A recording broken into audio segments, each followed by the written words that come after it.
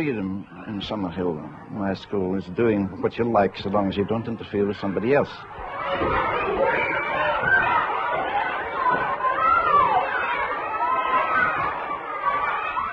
My father was a village schoolmaster in Scotland, and I spent 12 years teaching in state schools, so I know something about them. So I thought I'd start a school of my own. And this happened in 1921. It's a long time ago. And I started a school then where I said, now children will be free to be themselves. And let me elaborate that, you see.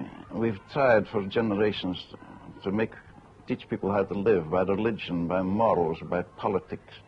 And it's been you only look around on the sick world today and you see it hasn't been much of a success. And one thing has never been tried, and that's freedom. So I thought I must have a school where children are free, where their characters aren't molded, where they're free to live their own lives, without license. Put it concretely, if a boy doesn't want to study mathematics, it's nobody's business. If he wants to play a drum when other people are sleeping or studying, that's everybody's business, that's not allowed. So the first thing about the school was we had the freedom without license. The second thing was that no child in humanity ever has enough play. It's shoved into a school when it's 5 or 7 or whatever it is, sitting at desks and having a small playground. No child has enough play in life. Now childhood is playhood. So I thought I'll have a school where children will be free to play as long as they like. They can play for 12 years if they want to, knowing quite well that the child gradually would come to associate play with work. But we didn't associate the two together. We didn't try to make play, to use that play for studying mathematics or something like that, which I think is quite unfair. So that's the second point about my school, that the child can play as long as he likes. And to be free, you must be free in all ways, so that we have no compulsory lessons. You don't need to go to lessons in Summerhill. You can stay away for years. No teacher ever says you should go to lessons. Well, I don't want to boast at all, but I think our results in these years have been pretty good. We've had quite a few university lecturers, we've got doctors, lawyers, no teachers. I think we've only had very few people want to be teachers. I think quite wise, I think. I think teaching is in your roses, but still I'm a teacher. However, they were completely free to do what they liked, to play as long as they wanted.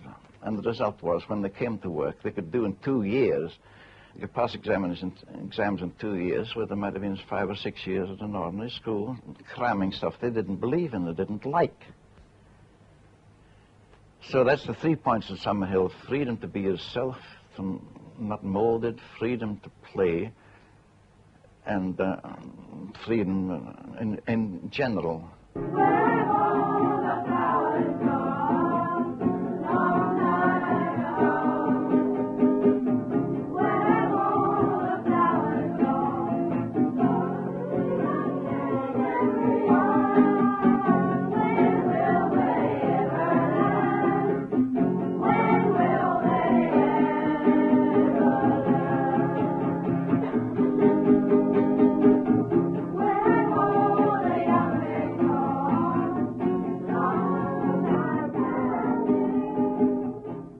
Well, now you can't abolish authority in the community. You must have some law. I mean, some people can't ride on the left and some on the right. So having abolished adult authority, we have a community ruling. We meet on a Saturday night, the youngest and the oldest, everybody, and we make laws. And that's called self-government, and they make quite sensible laws. I'd not propose. I'd like to ask people to stop throwing milk bottles all around the place after they finish. Take them back to the shop where they bought their milk bottles. Especially Peter Dogan. Can't we just ask Peter to return the milk bottles to the place where he buys them from? Because they need them, I think. I second that. And for all the other people as well, like Freya and Tubby and Johnny, who buy milk from that lady. I don't. You do. Well, I'm not going to speak about our lessons and things because we've no new ways of teaching subjects. Mainly, I think, because we don't think it's subjects important enough. And his days were given to wicked schemes. Wickedly scheming, he would limp and cackle through the cold corridors of the castle, planning new impossible feats for the suitors of Sarah Linda to perform. He didn't wish to give her hand in marriage, since her hand was the only warm hand in the castle.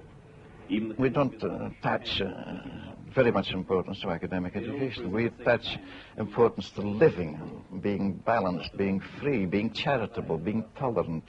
One or two parents grumbled to me that Summerhill makes the children too tolerant. I'm very glad. The biggest compliment I ever had in my life, I think, was a little boy of 7 who came, and he went home for a holiday, and his granny asked him all about the school, and he told him what they played at and so on. And then she said, "Is there anything else to tell you?" He thought for a bit. He says, "Yes, there's a chap called Neill there." I thought that was a very nice compliment. I needn't describe what to do in pottery and art and things like that. You can get that in any school.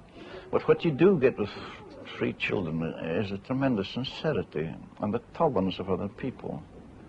You get a lot of charity like that. I can't imagine any old Summerhill pupil being anti-Semitic or being anti-colour or anything like that.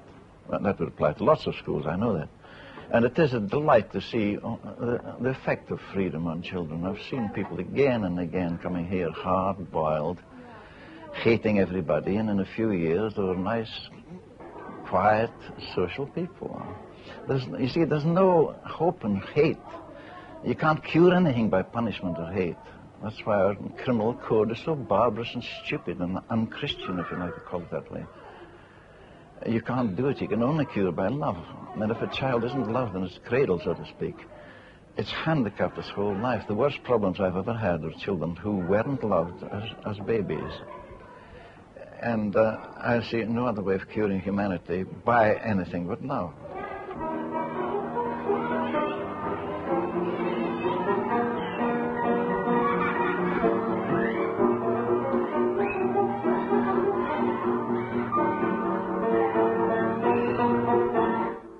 It's much more easy for us in school to deal with children than a woman, for example, trying to cook the dinner and 2 or 3 children sprawling about and getting in her way. That's very difficult compared with a school.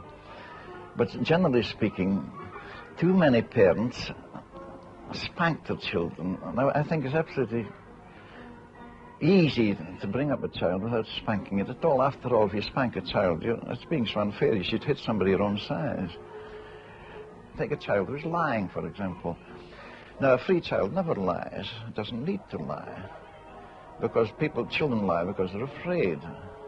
They lie, of course, exaggeration, just as we all do. They see a funeral and they say, "Mother, I've seen 10 funerals today." That's okay. That's a budding novelist or a budding TV person. But still, lying shouldn't come in. If a child lies to you parents, there's something wrong with you. I wrote in one of my books, there isn't such a thing as a problem child, there's only a problem parent. But I qualified that by saying, well, more truly, that there's only a problem humanity. And another thing I object to with grown-ups and parents is obedience. I don't think there should be obedience. If you have obedience, you should have a mutual obedience. I never ask a child to obey me, and the child doesn't ask me to obey him. Why should you? We exploit children, really. We shouldn't do it. I'd like to see schools abolish this idea that all this square root and this rubbish that you never use is education, because it isn't. I want to abolish that altogether.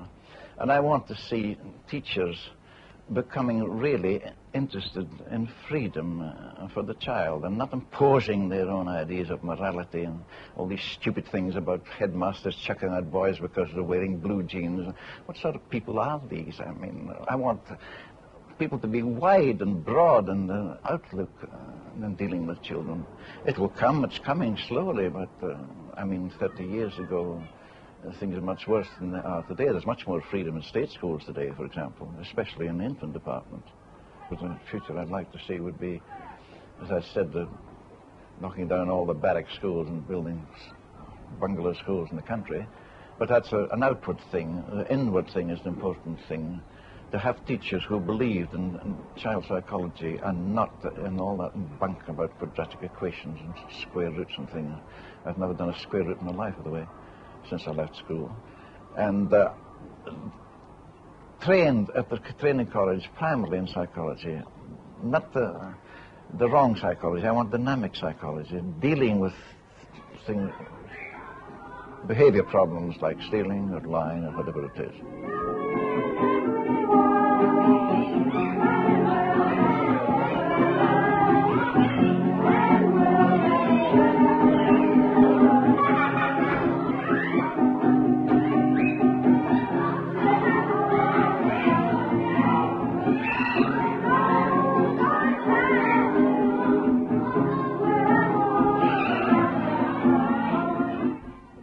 The sex question is one more for the home than the school. I personally believe that people should have a sex life when they want it, when they're ready for it. But you can't practice that in the school, and not in this civilization anyhow. And our attitude to sex is simply, there's nothing sinful about sex, there's nothing evil about it. And that's about all, and we don't give children any ideas that there's to be guilty about sex in any way. I don't know what the future is, but I'd like to see it that way. But the children were completely free to go to lessons or stay away. After all, the lessons matter in life. And completely free to make their own laws and things like that. I'd like to see that. I don't know if it'll ever come. I want to live long to see. I wish I could. I wish I could live another 50 years or 1,000 years to see it, but I don't think I shall.